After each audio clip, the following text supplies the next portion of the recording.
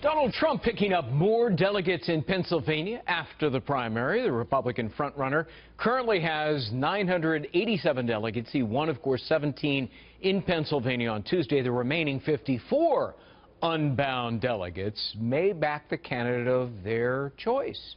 According to the Associated Press, as many as 33 of those unbound delegates are pledging their support for Donald Trump. Mike Puppio is one of those unbound Pennsylvania delegates. Mike, good to see you. But what are you intending to do? The slate of candidates that ran pledged to endorse the winner of the 7th Congressional District, and that individual was Donald Trump. So you're gonna go with Donald Trump regardless of your ability, technically, to go for anybody. My running mates and I made that pledge, and in politics, your word is your bond.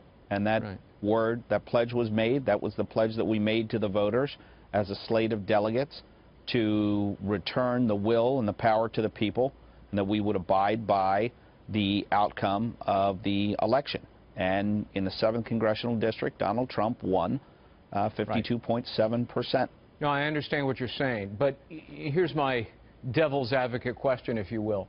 Why would the party have crafted the rules the way they did to allow you discretion unless they intended that you exercise that discretion and make an independent judgment as opposed to making a pledge as you did? Well, I don't know why those rules may have been crafted that way. They've certainly been that way for a very, very long time. But I think that what you've seen and what you've heard recently has indicated that the electorate was very displeased with the way that rule was written.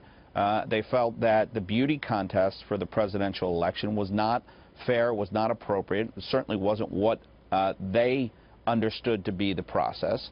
And my running mates and I and the Delaware County Republican Party felt that the thing to do was to pledge that we would support the winner, so that everyone's vote counted. But you, I mean, before Tuesday, you favored Donald Trump, so in the end it just kind of worked out for you?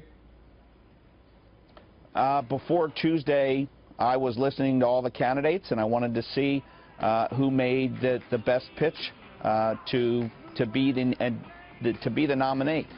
It's the time now for the party to come together. And had you made a decision before Tuesday as to who you favored? I did not. I made my decision in the voting booth when it was time to cast my ballot. Right.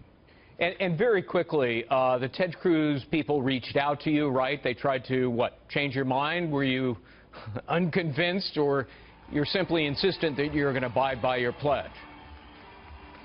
Well, I'm definitely going to abide by my pledge. They reached out. They were polite. They were respectful. I understand the reason that they would reach out, because technically, by law, these delegates are unbound. Yeah. And as indicated, about the only thing that has bound us is the word that we gave to the folks that elected us, that we would abide. What if it goes to a second ballot or a third ballot? Will you then exercise your own discretion and maybe change your mind? I don't think it's going to go to a second or third ballot. I know, I think Donald Trump is the presumptive nominee.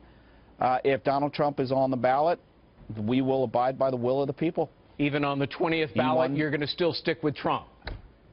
If he is on the ballot, he won convincingly in the 7th Congressional District by 52.7%, I believe, was his number. Okay. And when I stood at the polls for 13 hours letting people know what my position would be, you're going to stick with it? My pledge would be, absolutely. All right. In politics, your word is your bond. Has to be. You may stand alone in that belief. Mike Puppio, good to see you. That's Thank okay. you.